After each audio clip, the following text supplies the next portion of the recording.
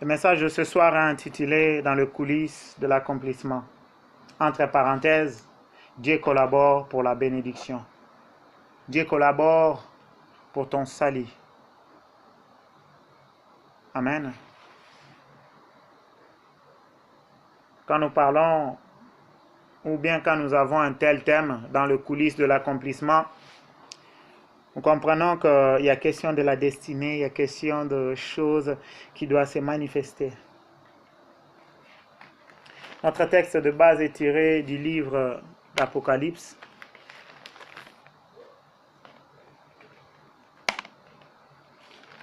Apocalypse, le chapitre 10.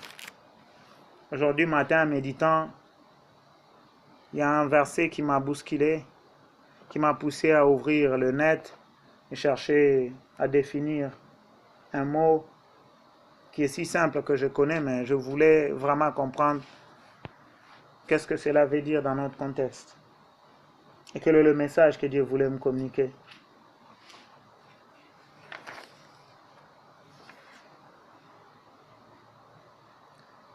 Apocalypse, le chapitre 10 au verset 4. Il est écrit: « Et quand les 7 tonnerres eurent fait entendre leur voix, j'allais écrire, et j'entendis du ciel une voix qui disait: Scelle ce qu'on dit le tonnerre, et ne l'écris pas. » Amen. Une phrase m'a touché, c'était: scelle ce qu'on dit les 7 tonnerres, et ne l'écris pas. Jean, à l'île de Patmos, il fut ravi.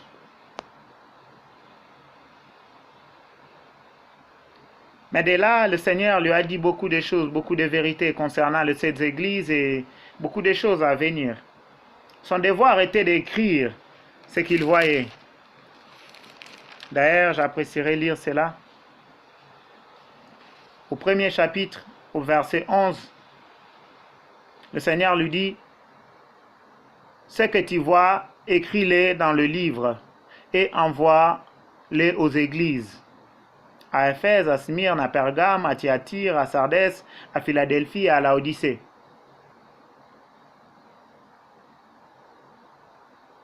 Donc, son devoir premier est d'écrire ce qu'il voit. Il fit emporter afin d'écrire de vérité. Des lettres qui nous est aujourd'hui parvenues.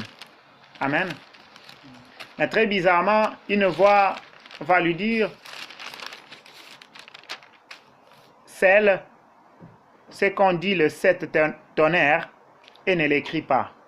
Oh oh. Je me suis arrêté là, je me suis demandé qu'est-ce qui se passe. Avant de beaucoup progresser, j'apprécierais que nous puissions lire le chapitre 10 au complet. Amen. Je commence par le premier verset. « Je vis un autre ange puissant qui descendait du ciel, enveloppé d'une nuée. Au-dessus de sa tête était l'arc-en-ciel, et son visage était comme le soleil, et ses pieds comme des colonnes de feu. Il tenait dans sa main un petit livre ouvert. Il posa son pied droit sur la mer et son pied gauche sur la terre. Et il cria d'une voix forte, comme rugit un lion. Quand il cria, les 7 tonnerres firent entendre leur voix. Et quand les 7 tonnerres eurent fait entendre leur voix, j'allais écrire, et j'entendis du ciel une voix qui disait: scelle ce qu'on dit les 7 tonnerres, et ne l'écris pas. Et l'ange que je voyais debout sur la mer et sur la terre leva sa main droite vers le ciel et jura par celui qui vit au siècle de siècles, qui a créé le ciel et les choses qui y sont, la terre et les choses qui y sont, et la mer et les choses qui y sont, qu'il n'y aura plus de temps. Mais qu'au jour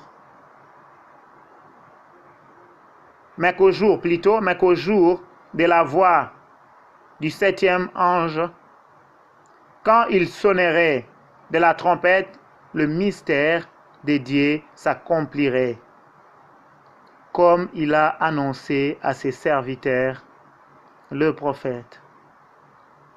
Et la voix que j'avais entendue du ciel me parla de nouveau et dit, va, prends le petit livre ouvert. Quand la main de l'ange qui se tient debout sur la mer et sur la terre. Et j'allai vers l'ange en lui disant de me donner le petit livre. Et il me dit, prends-le, avale-le, il sera amer à tes entrailles, mais dans ta bouche, il sera doux comme du miel. J'ai pris le petit livre de la main de l'ange et je l'avalai. Il fit dans ma bouche doux comme du miel, mais quand je l'y avalai, mes entrailles furent remplies d'amertume. Puis on me dit, il faut que tu prophétises de nouveau sur beaucoup de peuples, des nations, des langues et de rois. Oh oui, ce texte rend mon message complet. Mais un premier verset m'ouvre les yeux sur la position que Jean a. Jean est un homme de même nature comme moi et toi. Mais dont la voix venant du ciel lui dit de sceller. Le mot sceller signifie marquer d'un sceau pour authentifier. Donc Jean est appelé à marquer d'un sceau ce que les 7 tonnerres ont prononcé. Pourquoi? Pour authentifier son accomplissement.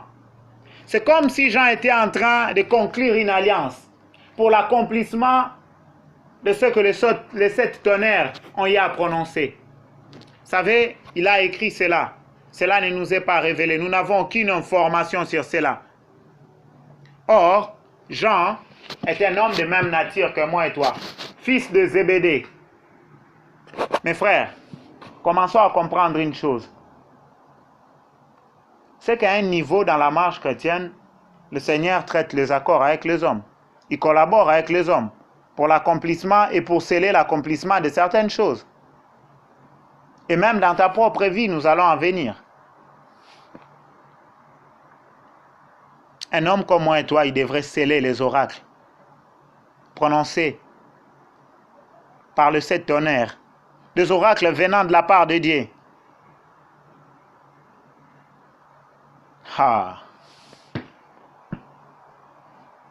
En ce moment-là, cet instant-là précis, Jean est en train de représenter toute l'humanité parce qu'il y a un contrat qui est en train d'être signé pour l'accomplissement de quelque chose dont moi et toi, nous n'avons aucune information. Amen. Hein? Si nous nous fions sur le mot sceller, qui signifie authentifier, marquer un sceau, mais d'où lui vient l'autorité de marquer et d'authentifier ce que le 7 tonnerres prononce?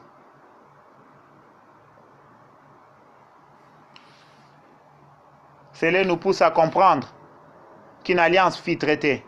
Les 7 tonnerres ont prononcé de la part de Dieu. Et un homme a accepté, dont Jean. Vous savez, Dieu étant dans sa souveraineté, mais il accepte de collaborer avec les hommes. Il a collaboré avec Abraham pour se choisir un peuple. Parce qu'Abraham devait s'y mettre dans la foi. Amen. Nous sommes co-ouvriers avec le Seigneur. Ainsi Paul l'a dit.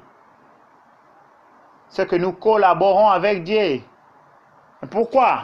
Parce que Dieu nous a donné le libre arbitre.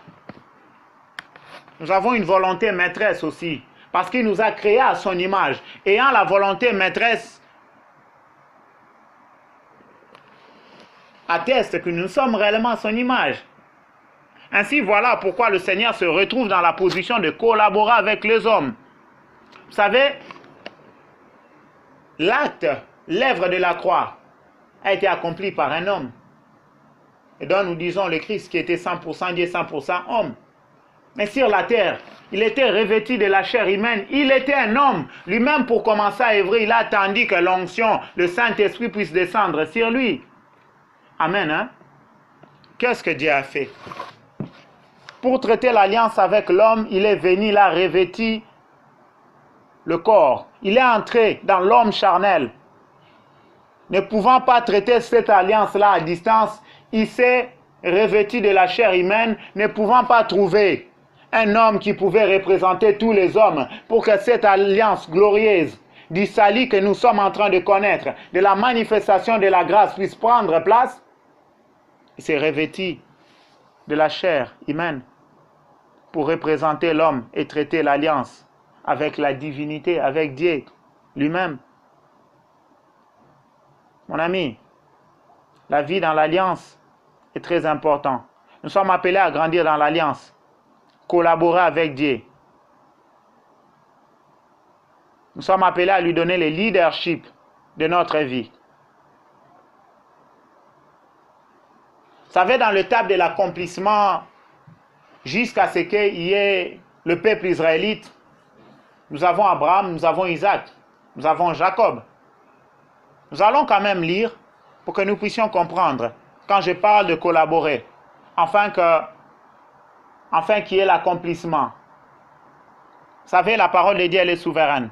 Quand c'est prononcé, elle s'accomplira. Soit par toi, soit pas par toi, mais la parole de Dieu va trouver un homme par qui s'accomplir.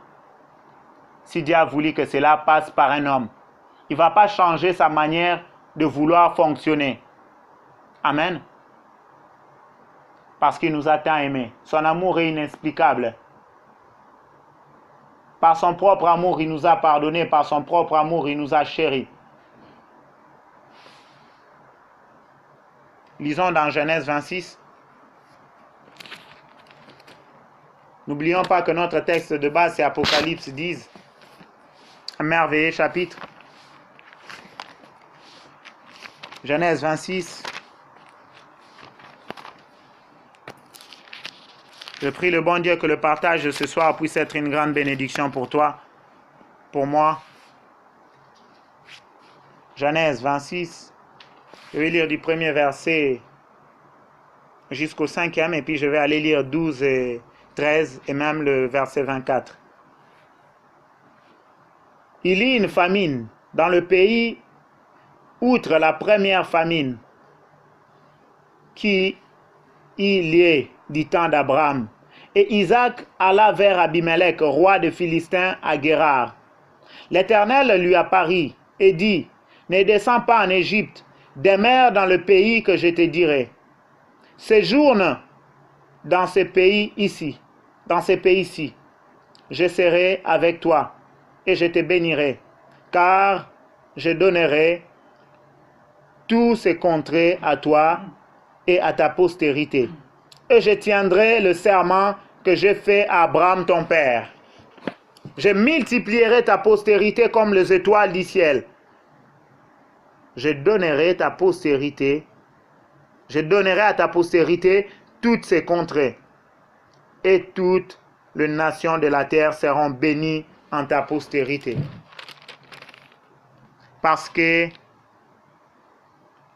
qu'Abraham a obéi à ma voix et qu'il a observé mes ordres, mes commandements, mes statuts, mes lois. Le verset 6 nous dit, et Isaac resta à Guérar. La promesse n'est pas donnée premièrement à Isaac. La promesse vient de Abraham. Mais cela pour son accomplissement découle au stade d'Isaac.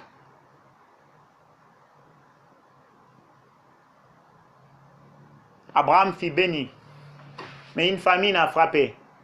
Isaac a une sémence entre ses mains. Il descend au pays de Philistins, à Guérar. Il s'est dit d'aller en Égypte. Mais le Seigneur l'interpelle, ne va pas en Égypte. Reste à Guérar, parce que c'est là que je te bénirai, car je t'ai donné ces contrées-là. Mes frères, imaginons quelques minutes que Isaac a dit non, je ne vais pas rester. l'accomplissement de Dieu concernant cette bénédiction allait être en œuvre à l'époque d'Isaac? Et non. Peut-être que Dieu allait susciter dans la génération à venir pour accomplir sa promesse qu'il a dit à Abraham, mais pas à Isaac. Isaac n'allait pas participer si Isaac s'était rébellé. Amen. Nous comprenons l'impact de la collaboration. Alors, je vais lire les versets 12 et 13. Isaac s'aima dans ces pays et il recueillit cette année le centuple, car l'Éternel le bénit. Cet homme devint riche. Il alla s'enrichissant de plus en plus, jusqu'à ce qu'il devint fort riche. Mes amis, s'il avait quitté Guérard, s'il n'avait pas collaboré, il allait devenir fort riche. Devenir fort riche, c'est la bénédiction de Dieu ou c'est de lui-même?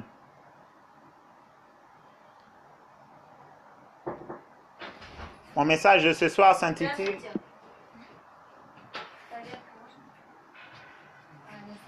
Dans le coulisses de l'accomplissement.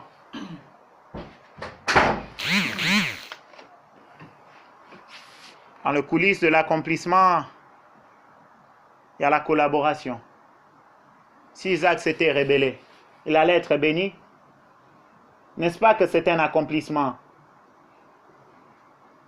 Au verset 24, il est écrit, l'Éternel lui apparut dans la nuit et dit, je suis le Dieu d'Abraham, ton père, ne crains point, car je suis avec toi. Je te bénirai, je multiplierai ta postérité à cause d'Abraham, mon serviteur. La grâce dont Isaac est en train de se réjouir est celui donc qui est d'Abraham. Et la promesse faite à Abraham. Mais donc, dans le stade de l'accomplissement, le besoin de la collaboration d'Isaac est très important.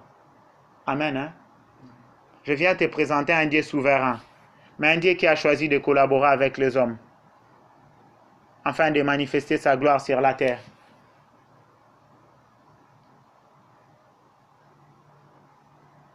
Il y a ta part de responsabilité pour l'accomplissement, pour des conversions. Oh oui, il y a ta part. Jonas, s'il s'était entêté et qu'il s'était suicidé pour ne pas aller à Ninive, est-ce que Ninive allait se convertir? Mes frères,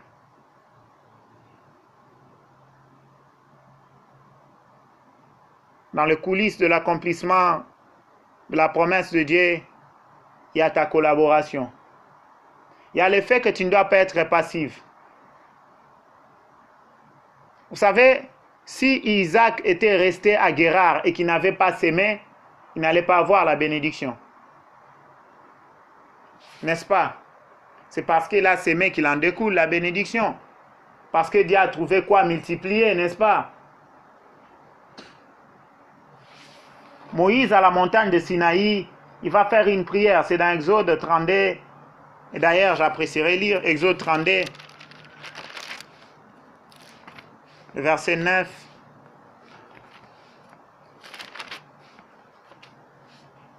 À 11e. Si je ne me trompe pas, Exode 32, le verset 9, 11e. L'Éternel dit à Moïse, je vois que ce peuple est un peuple à cou roide. Maintenant, laisse-moi, ma colère va s'enflammer contre eux, et je le consumerai, mais je ferai de toi une grande nation. Encore une collaboration. Moïse implora l'Éternel, son Dieu, et dit, pourquoi, ô Éternel, ta colère s'enflammerait-elle contre ton peuple que tu as fait sortir du pays d'Égypte par une grande puissance et par une main forte? La prière de cet homme va mener Dieu à se repentir de sa décision de tuer le peuple. Mon frère, si nous ne collaborons pas avec Dieu en marchant dans l'exercice des choses qu'il veut accomplir, l'Église la fiancée du Christ ne sera jamais prête.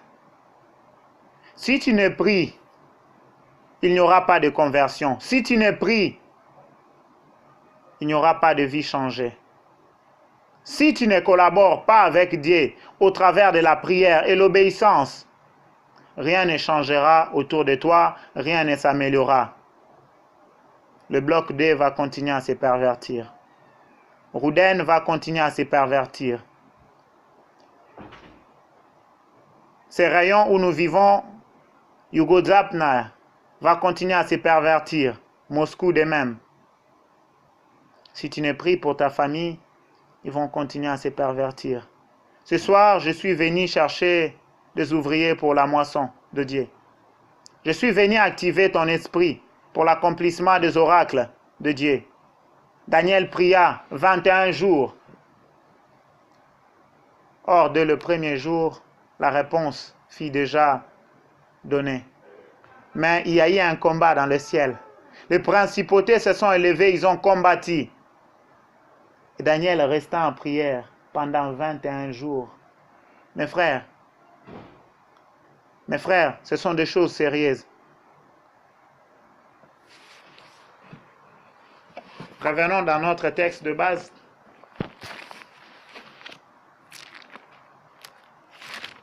Apocalypse 10, le chapitre complet. Voilà ce que nous révèle ce texte. Je crois que j'ai assez épinglé concernant la collaboration. Maintenant, j'apprécierais parler de la tâche qui sera donnée à Jean. La voix lui dit, va demander le livre qui est dans les mains de l'ange. Le petit livre ouvert dans la main de l'ange. Il va aller, il va demander. Quand on lui donne le livre et qu'il la mange, au verset 10 et 11e, je vais encore répéter la lecture. J'ai pris le petit livre de la main de l'ange et je l'avalai. Il fit dans ma bouche doux comme du miel, mais quand je l'ai avalé, mes entrailles furent remplies d'amertume. Puis on me dit, il faut que tu prophétises de nouveau sur beaucoup de peuples, de nations, de langues et de rois. Oh, qu'il est merveilleux. Nous ne nous rapprochons jamais de Dieu pour faire demi-tour et puis ne rien faire. Vianney, Marie-Christ, il est allé auprès de Dieu. C'était doux ce livre. C'est comme la parole de Dieu que tu reçois. Mais plus tu vas recevoir la parole de Dieu, plus tu seras éclairé au fond de toi. Il y aura une certaine amertume. Et cette amertume-là, c'est juste le fardeau. Le fardeau pour les âmes. Le fardeau pour ce peuple qui est en train de se pervertir. Le fardeau pour l'Église qui est la fiancée du Christ, qui n'est pas encore prêt pour le mariage, pour les noces. Mes frères, le livre constitue un grand nombre de vérités. La Bible que nous lisons nous ouvre les yeux et nous voyons combien le monde est perverti. Et des larmes coulent de nos yeux. Et même dans mon propre témoignage, il y a des nuits où je me dis, mon Dieu, que dois-je faire? Quelle est ma tâche? Quelle est ma responsabilité? Parce que mon cœur est rempli d'amertume. Pas à cause de mes soucis, pas à cause de mes problèmes. Et d'ailleurs, mes problèmes n'existent même plus. Mais c'est le problème de la société. Le problème des hommes qui sont en train de se pervertir. Mes frères, Jean fut rempli d'amertume. Après qu'il ait le fardeau, on lui dit qu'il faut qu'il prophétise de nouveau sur beaucoup de peuples. Mon frère, nous sommes appelés à parler sur beaucoup de peuples, à prononcer les oracles de Dieu. Prophétiser signifie édifier. Prophétiser signifie enseigner. Prophétiser signifie prévenir. Le ministère prophétique n'est pas seulement pour dire les choses à venir, mais c'est aussi pour enseigner. C'est aussi pour opérer dans le miraculé. beaucoup de peuples, de nations, de langues et de rois, même face aux autorités. Mes frères,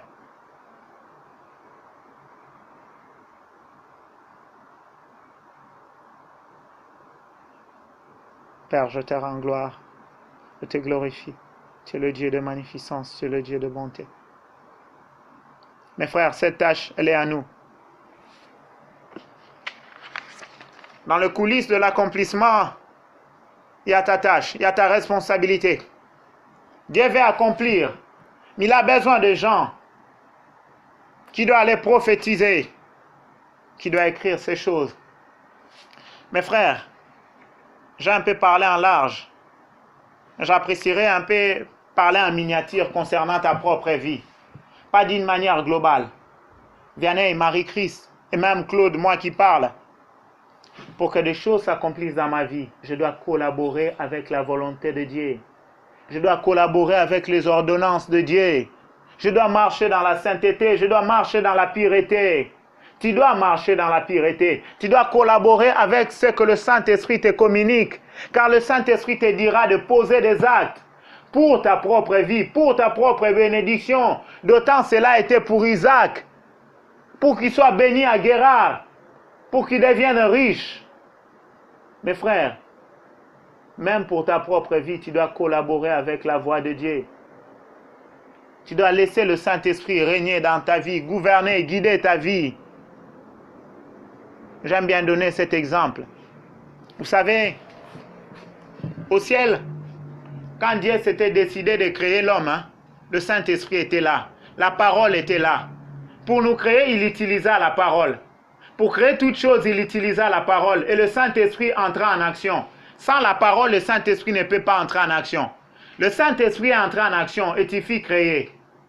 Nous comprenons que le Saint-Esprit qui sonde le cœur de Dieu a toutes les informations nécessaires pour ta destinée. Si tu ne le laisses pas prendre le leadership de ta vie, si tu ne le laisses pas guider ta vie, tu ne vivras jamais le plan de Dieu dans ta vie. Tu ne vivras jamais ce que Dieu a destiné pour toi. Oh oui, dans le coulisses de l'accomplissement. Dans le coulisses de l'accomplissement, il y a l'obéissance de ce que le Saint-Esprit te dit. Il y a l'obéissance de la parole de Dieu. Il y a l'obéissance.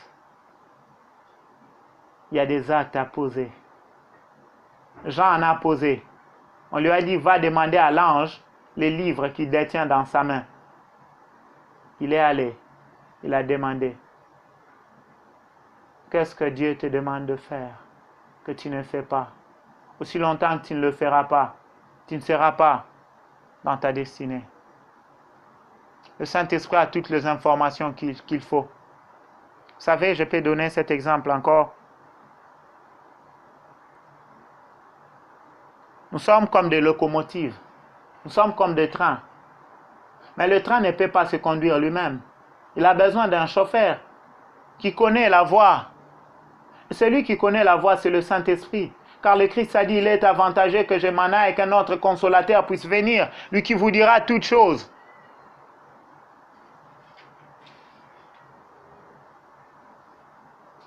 Quand tu refuses de collaborer avec le Saint-Esprit, tu feras des accidents dans le chemin de ta destinée. Tu ne vivras pas l'accomplissement de la parole de Dieu dans ta vie, l'accomplissement de promesses.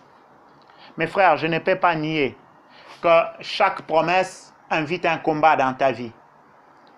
Parce qu'à chaque fois que Dieu promet dans la vie d'une personne, cela participe coûte que coûte dans le corps du Christ.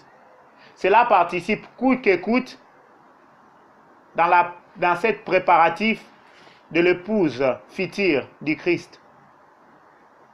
Amen. Hein? Et le diable combat cela. Il refuse à ce que le corps du Christ, il refuse à ce que l'épouse future, la fiancée, puisse être prête. Ainsi, il y a un combat. Ainsi, Daniel va prier, il n'y aura pas la réponse directement. Mais la réponse a été déjà prononcée. Oui, mes frères, dans ma propre vie, il y a un combat. Que le Seigneur m'a ouvert les yeux et qui m'a signifié, il me l'a montré. Au travers des songes, il m'a donné même des détails, de personnes même qui sont en action dans ces combats-là. des entités spirituelles dans ta propre vie pour l'accomplissement de certaines choses.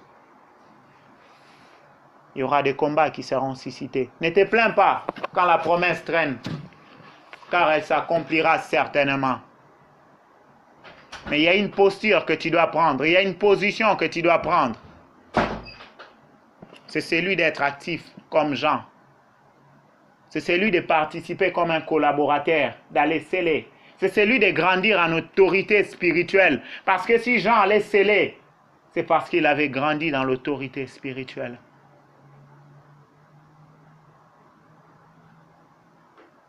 Que le nom du Seigneur puisse être glorifié et que sa parole puisse être glorifiée.